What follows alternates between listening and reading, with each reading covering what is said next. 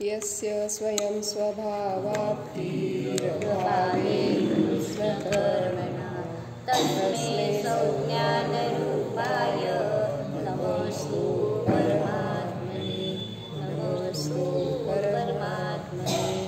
योग्योपादान पूज्यपाद भगवान की जय। इष्टोपदेश ग्रंथराज की जय। योग्योपादानयोगेन विशदः स्वर्णता मता द्रव्यादिस्वादिसम्पत्ता वात्मनोऽप्यात्मता मता वरं व्रतैर्पदं दैव नाव्रतैर्व्रतनारकं छाया तपस्थयोर्वेदः प्रतिपादयति यत्र भावांशं दत्ते योग्यदूरवर्तिनी यो न यस्याशुभकृति रोषासे किं ससीदति ऋषिकजमनातङ्कं दीर्घकालोपलालितं नाकेनाकोपसां सौख्यं नाकेनाकोपसामिने वासनामात्रमेवैतत् सुखं दुःखं च देहिनां तथा युग्मे जयन्ते ते मोहारोगादिवापति मोहेन सवृत्तं ज्ञानं स्वभावं लभते न हि मत्तः पुमान् पदार्थानां यथा मदनको द्रवे वपुगृहं धनं दारा पुत्राणि शत्रवः सर्वाण्यस्वभावानि मूढस्वानि प्रपद्यते दिग्देशेभ्यः खगायेत्य सवसन्ति नगे नगे स्वस्वकार्यवशाद्यान्ति देशेषु प्रदेशे विराधकः कथं हन्त्रे जनाय परिकूप्यति त्रङ्गूलं पातयन् पदभ्यां स्वयं दण्डेन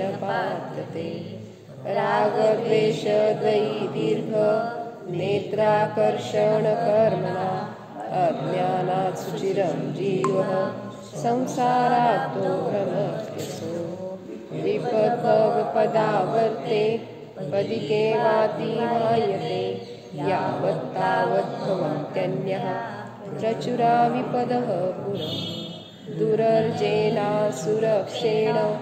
नश्वरेण धनादिना स्वस्थं मन्यो जडः कोऽपि ज्वरवाणीव सर्विषा विपत्तिमात्मनो मूढः परेषामिव नेक्षते धैर्यमानमृगाकीर्ण वनान्तरतरुस्तवत् आयुर्वृद्धिक्षयोत्कर्ष हेतुं कालस्य निर्गमं वाञ्छतां धनिनामीष्टं जीवितान् सुतरां त्यागाय श्रेयसे वित्तं वित्तः सञ्चिनोति यः स्वशरीरं सपङ्केन स्नास्यामीति विलिम्पति आरम्भे तापकान् प्राप्ता वतृप्तिप्रतिपादकान् अन्ते सुदुस्त्यजान् कामान् कामं कः सेवते सुखी भवन्ति प्राप्य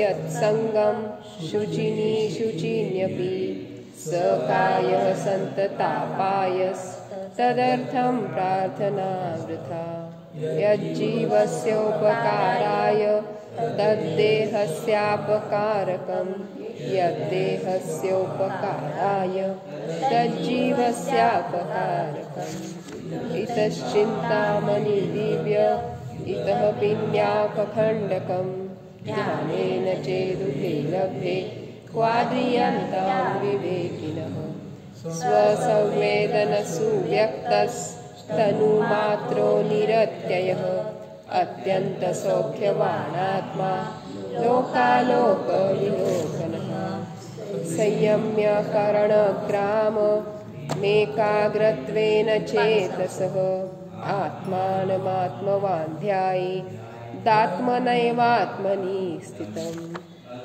अज्ञानोपास्तिरज्ञानं ज्ञानं ज्ञानी समाश्रयः ददाति यत्तु यस्यास्ति सुप्रसिद्धमिदं वचः परिषहाद्य विज्ञाना दास्रवस्य निरोधिनी जायते ध्यात्मयोगेन कर्मणामाशु निर्जरा कटस्य कर्ताहमिति सम्बन्धः स्याद्वयोर्द्वयो ध्यानं ध्येयं यदात्मैव सम्बन्धः कीदृशस्तदा बध्यते मुच्यते जीवः सममो निर्ममः क्रमात् तस्मात् सर्वप्रयत्नेन निर्ममत्वं विचिन्तयेत् एकोऽहं निर्ममः शुद्धो ज्ञानी योगीन्द्रगोचरः मया संयोगजा भावा मत्तः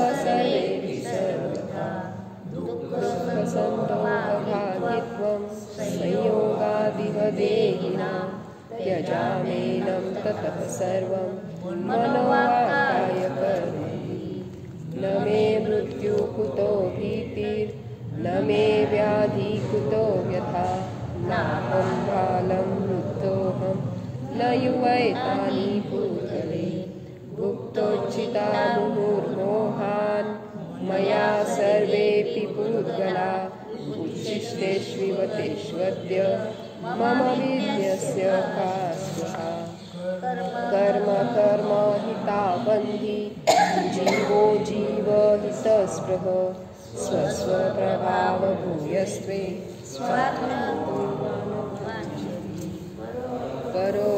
परोपकृतिमुत्सृज्य सोपकार परो भव उपकुर्वन् परस्याज्ञो दृश्यमानस्य नो भव गुरूपदेशादभ्यासात् संवित्तेः स्वकरान्तरं जानाति स जानाति मोक्षसौख्यं निरन्तरम्। तर काय सांगितलं होतं याच्यामध्ये की गुरुच्या उपदेशाने आणि सांगा की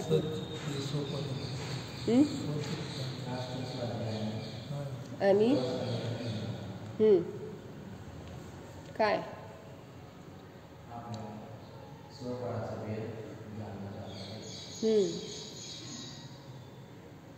मग जानाति यः स जानाति मोक्ष सौख्यम निरंतरम. काय म्हटलं? जो स्व आणि पराचा भेद जाणतो तो काय जाणतो? निरंतर अशा मोक्ष सुखाला जाणतो. गुरुपदेशामुळे, शास्त्राभ्यासामुळे आणि स्वसंवेदन प्रत्यक्ष ज्ञानाने जो स्व आणि परामध्ये अंतर जाणतो तो निरंतर अशा मोक्ष सुखाला जाणतो, असा या श्लोकाचा अर्थ आहे. मग आपण बघितलं होतं 2-3 दिवस आपण थोडी बहुत चर्चा केली की गुरुच्या उपदेशामुळे आणि अभ्यासामुळे आणि स्वसंवेदन प्रत्यक्ष ज्ञानामुळे स्व आणि पराचं अंतर कळतं. कारण इथं सांगितलं होतं अगोदरच्या श्लोकामध्ये की सोपकार परोभव, परोपकृती मुत्सृज्य सोपकार परोभव.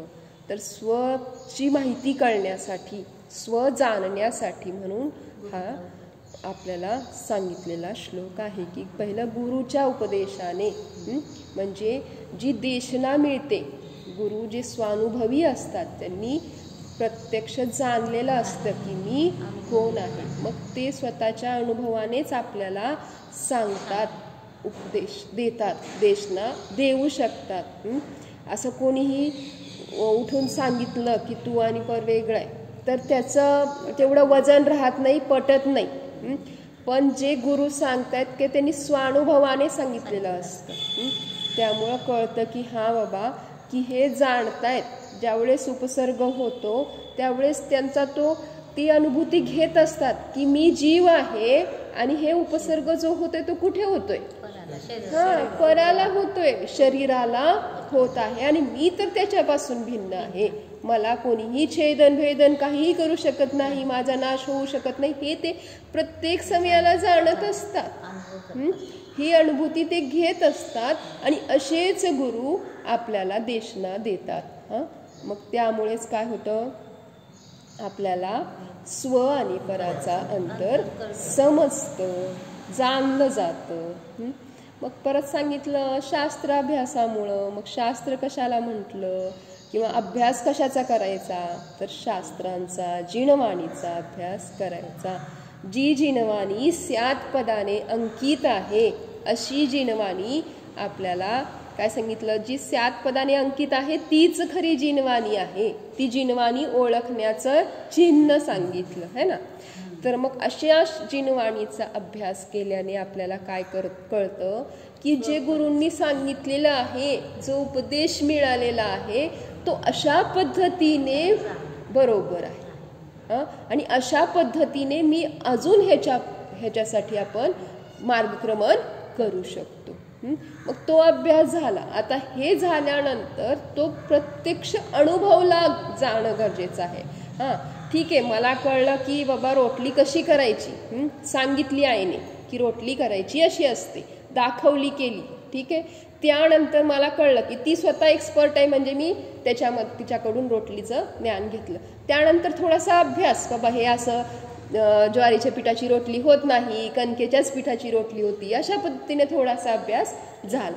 आणि त्यानंतर प्रत्यक्ष स्वतः कृती केली तरच ते काय होतंय, ती क्रिया पूर्णत्वाला प्राप्त होते, मग पूर्णत्वाला पोचते. मग तसंच सांगितलं की गुरूंची देशना मिळाली, अभ्यास केला, चिंतन केलं त्याचं. ज्यावेळेस पण आपण शास्त्रांचा अभ्यास करतो, स्वाध्याय करतो, त्याच्या निमित्ताने जे गुरूंची देशना मिळाली आहे, जी अरहंत गुरूंची देशना आहे, त्या देशनेचं चिंतन होतं. आणि त्या चिंतनामुळे काय होतं, परत आपल्याला अनुभूती घ्यायला सोपं जातं, अनुभूती घेतली जाते. तो शुद्धात्म्याचा अनुभव. काय म्हणतात बाबा शुद्धात्मा अनुभव, हे सगळं कळलेलं आहे. आता मी तो प्रत्यक्ष अनुभव, माझ्या प्रत्यक्ष ज्ञानाने तो अनुभव घेतला जातो. आणि त्यामुळं कळतं की मी आणि हे जे आहे ते पर आहे, हे जे दिसतं आहे ते पर आहे, आणि जे काही बाहेर दिसतंय ते माझ्यापासून भिन्नच आहे, परच आहे. हे काय होतं, पक्क होतं. आणि ज्यावेळेस हे जाणलं जातं, स्व आणि पराचा भेद जाणला जातो, जो अनुभव घेतला जातो, जो शुद्धात्मानुभव घेतला जातो, त्यामध्ये जो आनंद आहे तो आनंद निरंतर मोक्षामध्ये जो आनंद भोगला जातोय त्याच क्वालिटीचा आहे, त्याच जातीचा आहे. हे इथं आचार्यांनी आपल्याला सांगितलं की हे भेदविज्ञानाचं फळ आहे. भेदविज्ञान करून हे फळ मिळते की जे मोक्षामध्ये जे निरंतर सुख, जो निरंतर आनंद, जो अनुपम, कोणतीही उपमा नसलेलं, असं न देता येणार, कारण वर्णनातीत आहे, वर्णन सुद्धा करता येणार नाही. सांगितलं ना की गणधर देखील याचं वर्णन करू शकत नाहीत शब्दांमध्ये. असं हे काय आहे, अनंत सुख आहे, असं हे मोक्ष सुख आहे. तर ह्याचा म्हणजे साखरेची गोडी चाखल्यानंतरच कळते साखर गोड कशी आहे. तर हा मोक्ष सुखाचा अनुभव घेतल्यानंतरच कळतो, तो अनुभव गम्यच आहे. मग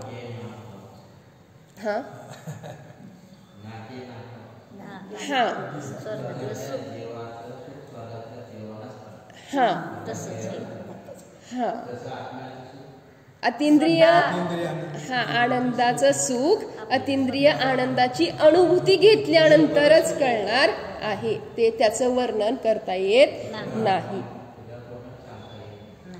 असं अनुपम. आणि सांगितलं काय होतं, संतोषजनक म्हणजे समाधान, कोणत्याच प्रकारची त्याच्यामध्ये आकुलता नाही, असं निराकुल प्रकारचं सुख आहे ते. कोणत्याही प्रकारची आकुलता नाही, कोणत्या प्रकारचे विकल्प नाहीत, संकल्प नाहीत, अशा कसं निर्विकल्प, अशा पद्धतीचं ते मोक्ष सुख आहे. आणि ते मोक्ष सुख जाणलं जाऊ शकतं. मग शिष्य काय विचारतो, मोक्ष सुख के अनुभव के विषय में कोण गुरु होता है. आता मोक्ष सुखाचा अनुभव घ्यायचा आहे, इथं सांगितलं गुरुचे उपदेशाने. तर गुरु कोण, गुरूंचं स्वरूप काय? कोणत्या गुरूंच्या उपदेशाने मला हे भेदविज्ञान होईल? तर हे स्वपराचं ज्ञान होईल. तर सांगितलं पुढचा श्लोक. घेऊयात ना पुढचा श्लोक.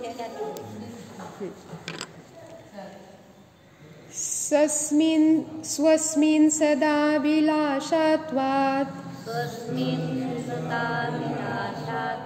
काही पुस्तकामध्ये इथे सद असेल तर त्याला सदा करा.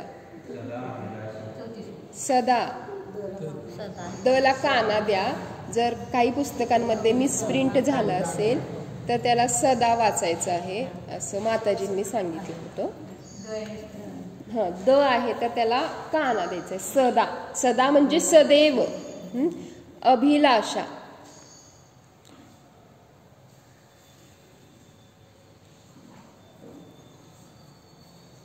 पाहिजे का तुम्हाला सस्पेन्शन?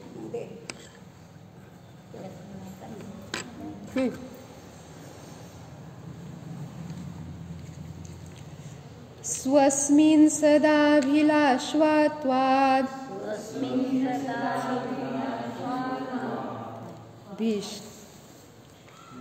काय होतंय? भिलाषित्वाद. वा तिथं म्हणायचं दभिष्ट ज्ञापकत्वतः. वापर्यंत म्हणायचं आणि दभिष्ट ज्ञापकत्वतः.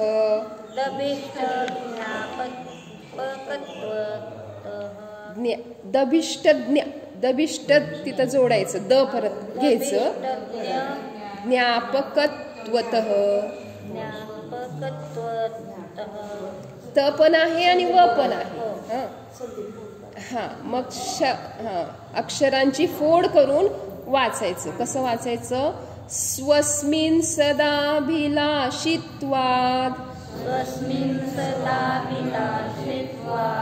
दभिष्ट ज्ञापकत्वतः. स्वयं हित प्रयोक्तृत्वात्.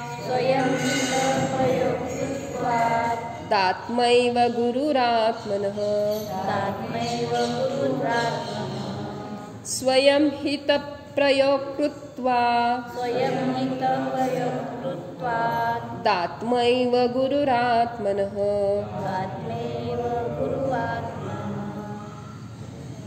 शब्द लक्षात आले? स्वस्मिन् काय आहे? पहिला शब्द स्वस्मिन्. दुसरा शब्द मोठा आहे, संधी. तर आपण काय करायचं? त्याला त्वापर्यंत बोलायचं. आपण बोलताना पहिल्यांदा कसं बोलायचं? त्वापर्यंत बोलायचं. कसं बोलायचं? सदाभिलाषित्वा.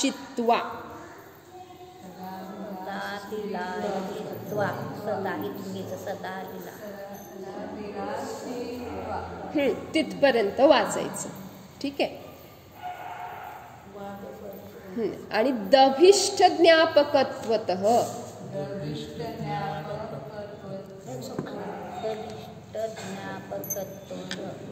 कत्वतः. असं शब्दांची फोड अशी करायची. त्यानंतर खाली काय आहे? स्वयं हित प्रयोग कृत्वा. दात्मैव गुरुरात्मनः. गुरुरात्मनः. शब्द वेगवेगळे झाले. उच्चारण स्पष्ट झालं. परत एकदा सांगू. स्वस्मिन् सदाभिलाषित्वात्.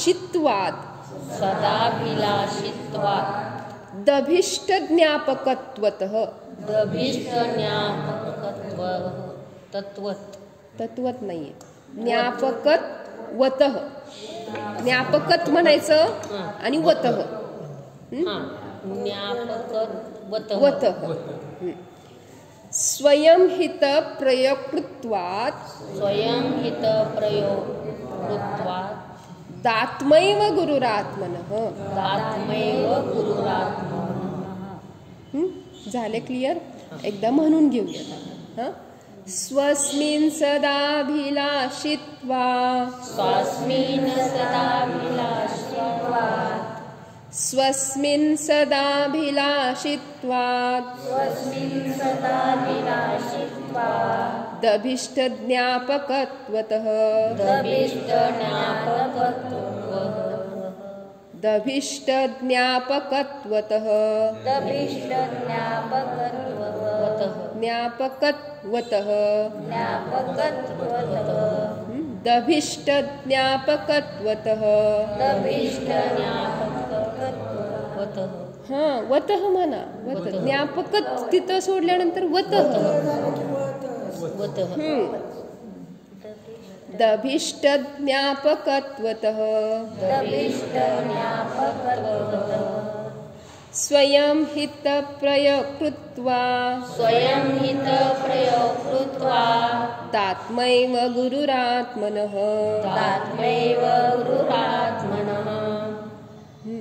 झालं की जमलं की अजून एकदा म्हणायचंय का स्वस्मिन् सदाभिलाषित्वा दभिष्ठ ज्ञापकत्वतः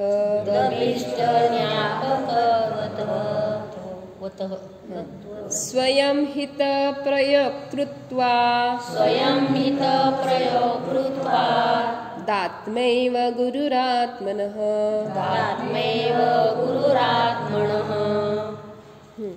काय होतं संस्कृत श्लोक वाचताना काय असतं जे अर्ध असतं ना म्हणजे दीड अक्षर असतं तो शब्द घ्यायचा असतो जसं आता भक्तामर भक्ताम म्हणतो आणि मग मर म्हणतो बर नाहीये बरेच जण भक्तांबर म्हणतात ते चुकीचं आहे अमर हा शब्द आहे अमर म्हणजे देव तर भक्तामर म्हणायचं असतं मग भक्ताम मर असं म पहिल्यांदा म्हणतोय आणि मग मर म्हणतोय है ना तशा पद्धतीने इथं कसं घ्यायचं होतं बघा सद्भिलाषित्वात दभिष्ट त्वा नंतर द थोडंसं घ्यायचंय म्हणजे उच्चारण करताना ऍक्च्युअल संस्कृतचं उच्चारण करताना असं करायचं असतं कारण ते शब्द तसे असतात म्हणून मग ष्ट अर्ध आहे ना श आणि ट अर्ध अर्ध आहे त्यामुळं तसं घ्यायचं दभिष्टद असं घ्यायचं ज्ञायकचं ज्ञ ते पण द घ्यायचं इथं थोडंसं दभिष्ट ज्ञापकत्वतः ज्ञापकत्वतः असं घ्यायचं म्हणजे ते शब्द कसे घ्यायचे की हे दीड दीड असतात म्हणजे अर्धे अर्धे असतात तर ते वाचताना तसं वाचायचं परत खाली काय होतं स्वयं हित प्रयोक्तृत्वा प्रयोग क आहे आणि क बरोबर त पण जोडलेले र पण जोडलेले प्रयोक्तृत्वा प्रयोग क म्हणायचं सोडून द्यायचं म्हणजे काय मोडायचा प्रयोक्तृत्वा तृत्वा दात्मैव गुरुरात्मनः दात्मैव म वर दोन मात्रे आहेत ऐचं मात्रा म्हणतो काय म्हणतो है ना हा तर म्हणजे ऍक्च्युअली मी हिंदीमध्ये शिकल्यामुळे मला थोडंसं ते मात्रांचं सांगताना हे होतं पण लक्षात घ्या की काय म्हणायचंय दोन मात्रे आहेत तर मग ऐ म्हणायचं दात्मैव दात्मैव गुरुरात्मनः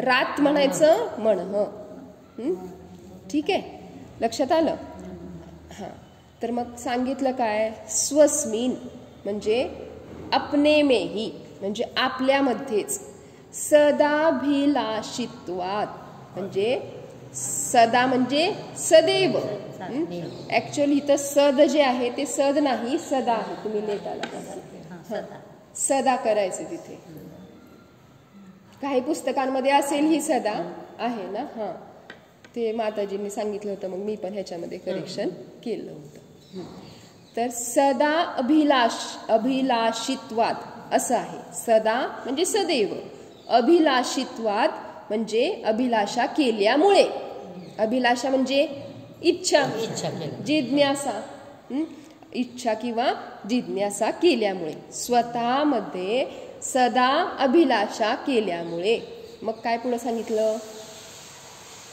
दभिष्ट ज्ञापकत्वाचं द तर पहिलंच घेतलं आपण, अभिलाषित्वाद त घेतलं ना तिथे, त्यामुळे हे अ झालं आता, अभिष्ट ज्ञापकत्वतः. काय झालं आता, ती संधी असते ज्यावेळेस अ आणि त अर्ध जोडलं जातं त्यावेळेस द म्हटलं जातं, द तयार होत असतं. त अर्ध आहे तिथे, अभिलाषित्वात प्लस अभिष्ट हे जोडलं मग तिथं द झालं. हां, तर अशा पद्धतीने, त्यामुळं इथं द नाही म्हणायचं, अर्थ घेताना करायचं, अर्थ करताना काय घ्यायचे ते अ घ्यायचे, कारण त तर पहिला आपण घेतलेला आहे. ठीक आहे, अभिष्ट ज्ञापकत्वतः. अभिष्ट म्हणजे काय, जे इच्छित आहे, जे हितकारी आहे.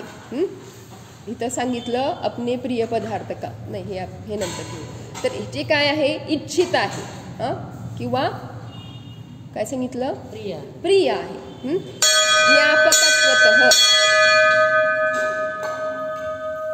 म्हणजे जाणलं जात आहे. ज्ञापकत्वतः म्हणजे जाणलं जात आहे की आपल्यासाठी हित काय आहे, इच्छित काय आहे, जे सूचना देतं असं ज्ञापक. ज्ञापक म्हणजे काय, सूचित करतं, सूचना देतं. मग ते सांगणार, सांगणार थोडक्यात आपल्या मराठी रोजच्या भाषेमध्ये काय सांगणार.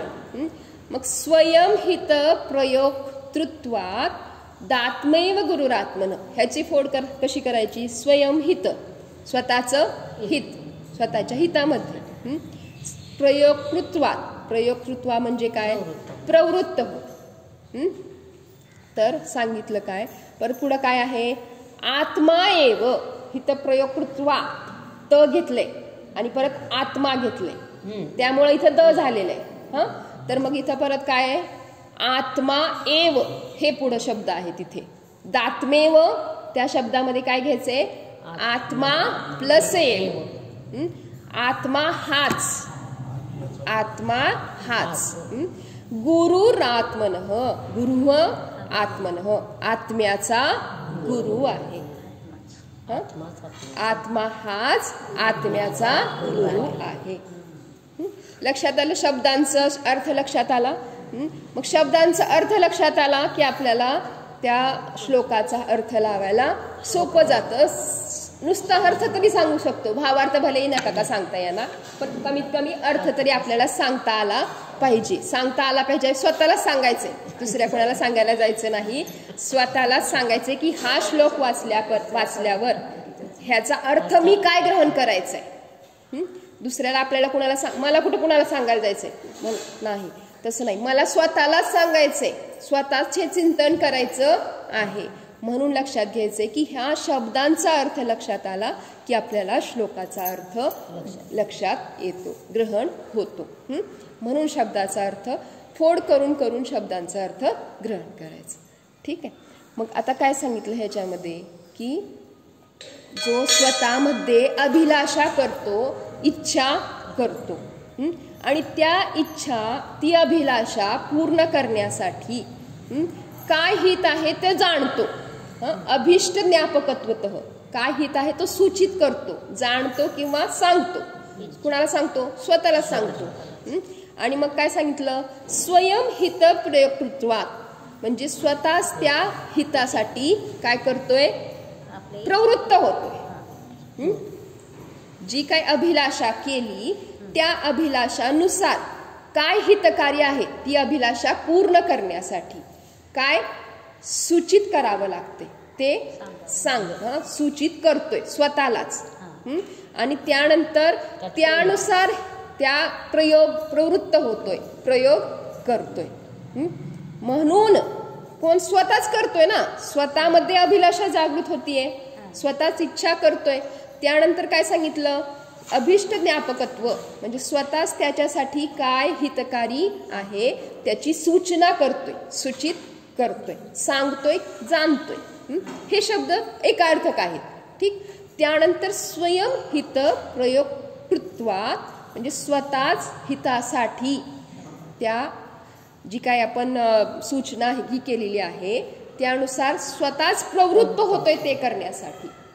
त्यामुळं स्वतः म्हणजे कोण, आत्मा. स्वतः म्हणजे आत्मा. म्हणून सांगितलं आत्मा एव गुरुरात्मनः. म्हणून आत्माच आत्म्याचा गुरु आहे. अशा पद्धतीने गुरु निज आत्माच आहे. आपला जो आत्मा आहे तो स्व आत्माच गुरु आहे असं इथं आचार्य सांगतायत. मग हे झालं निश्चयाने. तुम्ही म्हणताल मीच माझा गुरु, मला कोणी गुरु नको, असं नाही. हे काय आहे? अध्यात्म ग्रंथ आहे. तर इथं सांगितलं बघा, मला मंदिरात यायचं होतं. मी काय आहे? जीव आहे. पण सोबत हे शरीर पण आहे ना. त्यामुळं काय सांगितलं होतं मागे? ह्या पर्यायाला काय म्हणायचं? असमान जाती द्रव्य पर्याय. असमान जाती द्रव्य पर्याय. मग इथं 2 द्रव्य आहेत, जीव आणि पुद्गल. कोणते द्रव्य आहेत? जीव आणि पुद्गल. तर या दोन्ही द्रव्यांना हलनचलन करण्यासाठी काय आहे? निमित्त काय आहे? धर्मद्रव्य निमित्त आहे. मग मला घरून मंदिरात यायसाठी निमित्त काय बनलं?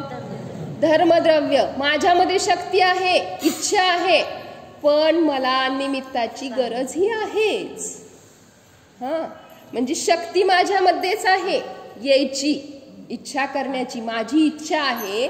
मग सांगितलं काय की जीव आणि पुद्गल इच्छित असतं त्यांचं. जर इच्छित त्यांची इच्छा असेल तर गमन करण्यासाठी त्यांना धर्मद्रव्य सहाय्यक आहे. तसं मला काय करायचंय? माझं कल्याण करण्यासाठी काय आहे? जे हे गुरु असतात ते निमित्त आहेत, ते सहाय्यक आहेत. निमित्ताची गरज आहे. म्हणजे इथं काय होतं? एकार्थक घ्यायचं नाही. अपेक्षा म्हणून सांगितलं स्यात पदाने जी अंकित असते ती जिनवाणी असते, है ना. मग ही जिनेंद्राची वाणी आहे, ह्याचं स्यात पदाने अंकित आहे. अपेक्षेने काय सांगितलंय हे लक्षात घ्यायचं आहे. मग म्हणून इथे लक्षात घ्यायचं आहे की मी आत्माच माझा गुरु आहे. हे सांगितलं बरोबर आहे. माझ्या आत्म्यामध्ये शक्ती आहे की मीच अभिलाषा करतो, मीच त्यानुसार हित करण्यासाठी त्याच्या हे करतो, सूचना देतो, हित करण्याची सूचना देतो आणि मीच प्रवृत्त होतो. 3 गोष्टी सांगितल्या. तर मग मीच माझा गुरु आहे. पण हे होण्यासाठी काय आहे? आपल्याला सहाय्यकाची गरज आहे, निमित्तांची गरज आहे. आणि ते सहाय्यक म्हणजेच आपले देवशास्त्र गुरु. मग हे आपल्याला लक्षात घ्यायचं आहे की निजात्मा हाच गुरु आहे, पण ह्या गुरूंची आवश्यकता नाही असा इथं एक अर्थ घ्यायचा नाही. कारण त्यांच्या निमित्तानेच आपण निजात्म्यापर्यंत पोहोचू शकतोय. म्हणजे मी म्हणजे आत्मा नुसतं म्हटलं म्हणजे झालं का? मी म्हणलं की मी शरीरापासून वेगळं झालं का? नाही.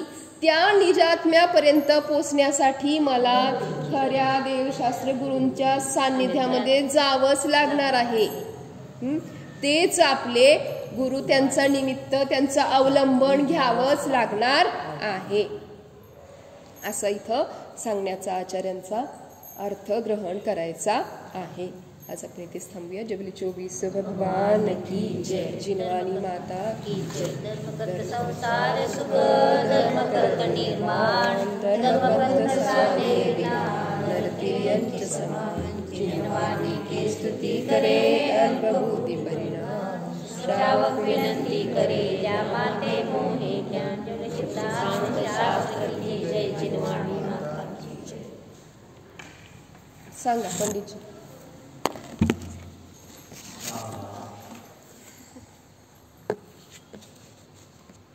मी एक जीवद्रव्य आहे, चैतन्यमय आहे. मी पुद्गलमय शरीरात असून पेयापेक्षा भिन्न आहे. मी स्पर्शरस गंधवर्णापासून भिन्न आहे.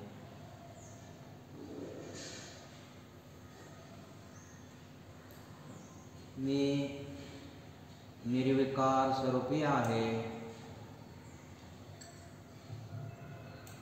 मी अखंड आहे.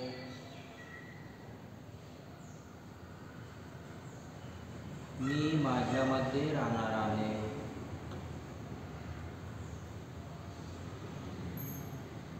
मी निष्कलंक स्वरूप आहे. मी रागद्वेष रहित आहे. मी विषय कषायापासून भिन्न आहे. मी ज्ञाता दृष्टा स्वरूपे आहे.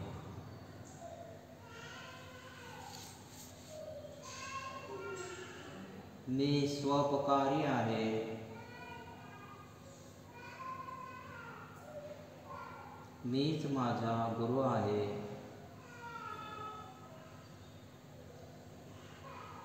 मी श्वासोच्छ्वास रहित आहे. मन वचन कायापासून भिन्न आहे. अन्य जीव पुद्गल धर्मद्रव्य आकाशद्रव्य कालद्रव्यापासून भिन्न आहे. स्वोपकार स्वरूपोऽहम् निजानंद स्वरूपोऽहम् समता स्वरूपोऽहम् निश्चल स्वरूपोऽहम्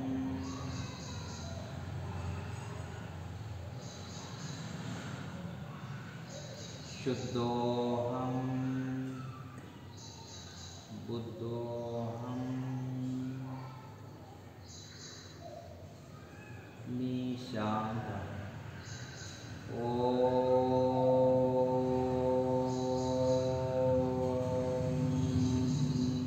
शांति शांति शांति.